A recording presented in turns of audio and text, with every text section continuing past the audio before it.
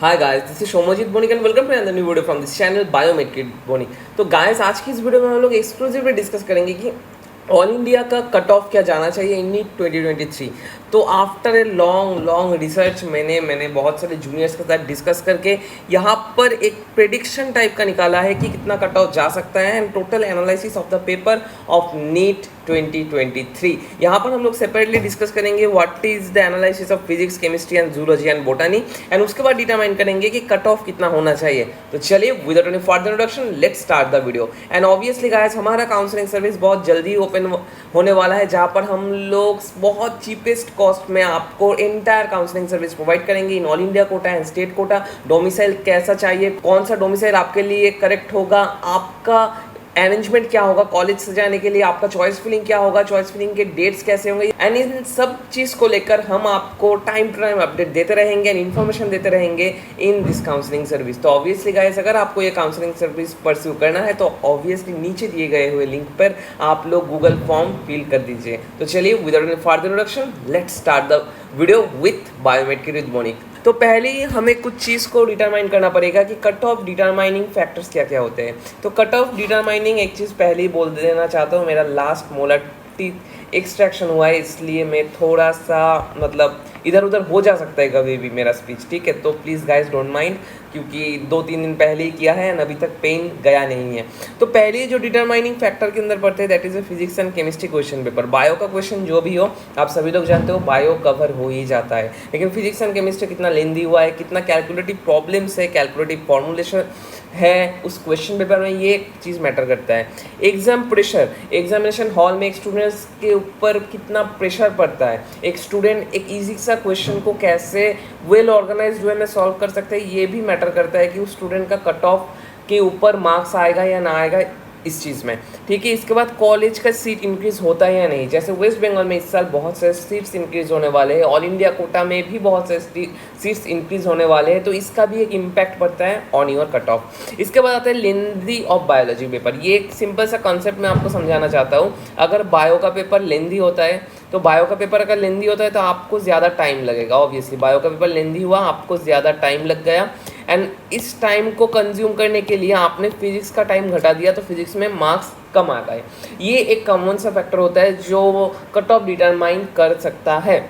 तो चलिए ये सब फैक्टर्स को जानने के बाद हम लोग इन डिटेल में डिस्कस कर लेते हैं कि एक एक पेपर में एनालिसिस क्या हुआ है। तो पहले ही हम लोग डिस्कस करेंगे फिजिक्स को लेकर, उसके बाद केमिस्ट्री, जूलॉजी, बोटानी। तो फिजिक्स में तो after a long long long discussion with my junior जो इस साल करेंट नीट देकर आए हैं और 2022 बैच, उनके साथ डिस्कशन करने के बाद हम लोग ये डिटर्मिनेशन में आए हैं कि ये जो फिजिक्स का क्वेश्चन हुआ था, फिजिक्स में सेक्शन ए में लगभग 28 क्वेश्चन इजी लेवल के थे, मतलब सिर्फ फॉर्मूला बेस्ड क्वेश्चंस थे। इसके बाद मॉडरेट लेवल का क्वेश्चंस थे 7, सेक्शन बी में इजी टाइप का क्वेश्चंस थे 9, मॉडरेट लेवल का 4 एंड हार्ड लेवल में 2 क्वेश्चंस थे। जैसे आपको कुछ एग्जांपल्स मैं बताना चाहता हूँ, बहुत सारे ऐसे क्वेश्चन होते हैं जो डायग्राम बेस्ड होते हैं लेकिन लेंदी होते हैं, लेकिन एट द एंड आप लोग अगर कैलकुलेशंस अच्छे से कर देते हो, जैसे मैग्नेटिक फील्ड का प्रॉब्लम हो गया, इंडक्टर, कैपेसिटर, इन सब का प्रॉब्लम हो गया, अगर आप लोग करेक्ट वे में, करेक्ट कॉन्सेप्ट में कर लेते हो तो ऑब्वियसली आप लोग वो सब क्वेश्चंस में आसानी से 4 आउट ऑफ 4 मार्क कर सकते हो, ठीक है।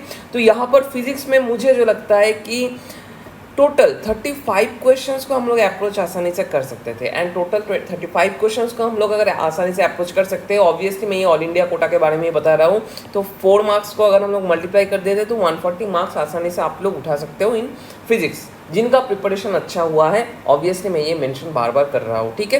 एंड ऑब्वियसली अगर आपको कोई दुविधा लग रहा है और आपको लग रहा है क्वेश्चन टफ हुआ है तो नीचे कमेंट बॉक्स में कमेंट कर सकते हो एंड ऑब्वियसली अगर गाली भी देना चाहते हो दे सकते हो, क्योंकि आपको लग सकता है कि भैया कैसे बोल सकते हैं, खुद एनालिसिस नहीं किए हैं, ये नहीं किए, वो नहीं किए, ऑब्वियसली तो आप वो कमेंट बॉक्स में कर सकते हो, ठीक है। एंड ऑब्वियसली आप लोगों का भी सजेशन मैं चाहता हूँ कि आप लोगों का पेपर कैसा गया, ये नीचे कमेंट बॉक्स में आप मुझे कमेंट करके एक बार इन्फॉर्म करो, ठीक है। इसके बाद आते हैं केमिस्ट्री। केमिस्ट्री में सेक्शन ए, सेक्शन बी।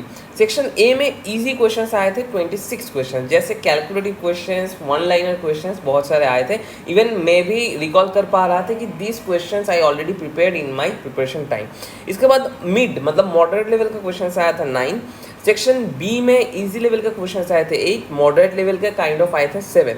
ठीक है। इसके बाद टोटल केमिस्ट्री में अप्रोचेबल क्वेश्चन से 40 तो 40 इंटू 4 160 क्वेश्चन आप लोग अप्रोच कर सकते थे, ठीक है। एंड 160 मार्क्स जिनका अच्छा खासा केमिस्ट्री का प्रिपरेशन है वो 160 के ऊपर भी कर सकते हैं स्कोर, ये मैं गारंटी दे सकता हूँ कि 160 के ऊपर भी वो स्कोर कर सकेंगे जिनका प्रिपरेशन बहुत अच्छा था केमिस्ट्री में, ठीक है। तो इसके बाद आते हैं जूलॉजी। जूलॉजी में section A and section B, section A and section B. Section A में इजी क्वेश्चन जूलॉजी में आप लोग कह सकते हो 30 क्वेश्चन इजी आए थे। एंड ऑब्वियसली मॉडरेट लेवल के जो क्वेश्चन है, मॉडरेट लेवल क्वेश्चन किसे हम लोग कहेंगे, जो assertion reason based type of question होंगे एंड जिसमें करेक्ट येस नो टाइप के क्वेश्चन होंगे। वो क्वेश्चन बहुत दिमाग घुमा देते हैं एंड उन सब क्वेश्चन में बहुत सारा टाइम कंज्यूम हो जाता है। तो ऑब्वियसली सेक्शन ए में इजी क्वेश्चन आए थे 30 एंड मॉडरेट लेवल का 5 क्वेश्चन आए थे। सेक्शन बी में 9 क्वेश्चंस इजी लेवल का आए थे एंड मॉडरेट लेवल के क्वेश्चंस आए थे 6, ठीक है। तो अगर आप लोगों का प्रिपरेशन अच्छा था जूलॉजी में तो ऑब्वियसली आप लोग यहाँ से 30 क्वेश्चंस अप्रोच कर सकते थे, डायरेक्ट वन लाइनर आंसर्स जिनके हैं। एंड इनमें से आप लोग 2-3 क्वेश्चन अटेंड कर सकते थे। एंड सेक्शन बी से आप लोग 7-8 क्वेश्चन अटेंड अगर कर लेते हो तो 40 क्वेश्चन आप लोग जूलॉजी से अटेंड कर सकते हो। एंड यहाँ पर टोटल 160 मार्क्स आप लोग स्कोर कर सकते थे एंड जिनका अच्छा हो वो ऑलरेडी स्कोर कर चुके होंगे, ठीक है। बोटानी में जो आप लोगों को मैं बताना चाहता हूँ, section A and section B में easy question 26, moderate 9, easy 9 and moderate 6 ऐसे हुआ है। मैं यहाँ पर हार्ड सेक्शन नहीं रखना चाहता क्योंकि बहुत सारे लोग बायोलॉजी में बहुत खास होते हैं एंड बायो नीट का स्पेशलिटी है। तो जो लोग आएंगे तो बायो में तो बहुत अच्छे तगड़ा होंगे क्योंकि वो मेडिकल फील्ड में जा रहे हैं। तो ऑब्वियसली हार्ड लेवल का क्वेश्चन यहाँ पर कोई मतलब नहीं होता, इसलिए मैं इजी एंड मॉडरेट में ही डिस्ट्रीब्यूशन यहाँ पर किया हूँ, ठीक है। तो यहाँ पर भी 40 क्वेश्चन इजिली अप्रोचेबल थे, तो टोटल 160। एंड मुझे जो लगता है बायो जूलॉजी एंड बोटानी को मिलाकर बायो में 320 to 340 स्कोर करना उतना कठिन काम नहीं होगा जिनका प्रिपरेशन बहुत अच्छा हुआ है। एंड अगर मैं ऑल इंडिया के बात कर रहा हूँ, यहाँ पर मैं बार बार बोल रहा हूँ, मैं ऑल इंडिया कोटा के बारे में बता रहा हूँ आप लोगों को। अगर आप लोगों का टोटल एंटायर अच्छे से कर लेते हो आप लोग, तो आपका टोटल जो मार्क्स आना चाहिए दैट शुड बी 640। एंड यहाँ पर मैं एक चीज़ फैक्टर जिसको अभी तक एक्सक्लूड करता आया हूँ वो मैं इंक्लूड करना चाहता हूँ कि नेगेटिव। आप लोग जितना भी जो कुछ भी कर लो, कुछ क्वेश्चंस नेगेटिव मार्किंग आपका हो गई, तो यहाँ पर मैं समझ के चल रहा हूँ कि नेगेटिव मार्किंग की वजह से आपका 30 to 35 मार्क्स यहाँ पर कट ऑफ हो चुका है और कट गया है। तो इन सबको सब्सट्रैक्ट करके जो कट ऑफ मुझे लगता है आएगा दैट शुड बी 610। तो यहाँ पर मैं बताना चाहता हूँ राउंड 2 में जो कट ऑफ जा सकता है दैट शुड बी 610 to 612 के आसपास।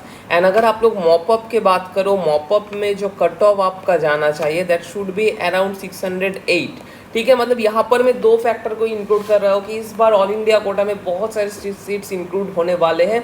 तो इसलिए अगर क्वेश्चन इजी भी आया है तो ऑब्वियसली वहाँ पर कट ऑफ डिक्रीज एक फैक्टर में हो सकता है कि पिछला साल का जो कट ऑफ था उसका ही मतलब काइंड ऑफ पैरेलली ये चलेगा।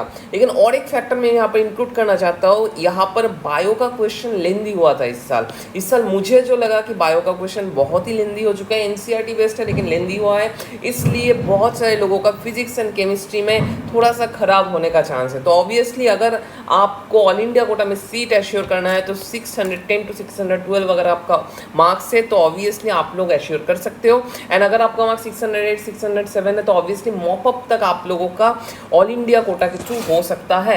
एंड यहाँ पर और एक चीज़ मैं बताना चाहता हूँ, वेस्ट बंगाल स्टेट कोटा में अभी तक एनालिसिस मैंने नहीं किया। मैं आपको एक रिक्वेस्ट करता हूँ, आपका कितना स्कोर होने वाला है, आकाश एलन बहुत सारे इंस्टीट्यूट से ऑलरेडी आंसर की निकल चुका है। तो ऑब्वियसली आपको मैं रिक्वेस्ट करूँगा आपका कितना मार्क्स आ रहा है वो नीचे कमेंट बॉक्स में कमेंट कर दो। तो कल के वीडियो में हम लोग डिस्कस करेंगे वेस्ट बंगाल का स्टेट कट ऑफ कितना जाना चाहिए। इस वीडियो में हमने सिर्फ डिस्कस किया ऑल इंडिया कोटा का कट ऑफ कितना जाना चाहिए। आज सिर्फ इतना ही, नेक्स्ट दिन और कुछ इंटरेस्टिंग वीडियोस को लेकर। Obviously one request to all of you guys कि भाई लोग आपने जो वीडियो देखा है फ्रेंड्स के साथ शेयर करो। एंड ऑब्वियसली यहाँ पर नीचे कमेंट बॉक्स में कमेंट कर दो कि आपका कितना मार्क्स आ रहा है। एंड ऑब्वियसली ताकि मैं एक एनालिसिस कर सकूँ कि ऑल ओवर सभी स्टूडेंट्स का परफॉर्मेंस कैसा हुआ है, ठीक है। एंड अगर आप लोग हमारे काउंसलिंग सर्विस में ज्वाइन करना चाहते हो तो नीचे दिए गए हुए इस गूगल फॉर्म को आप लोग फिल कर सकते हो एंड वहाँ पर एंटायर डिटेल्स आप लोग प्रोवाइड कर सकते हो। आज सिर्फ इतना ही, नेक्स्ट आऊँगा और कुछ इंटरेस्टिंग वीडियोस को लेकर। तब तक के लिए stay tuned with biometric with Boniuk and thank you guys for watching the entire video.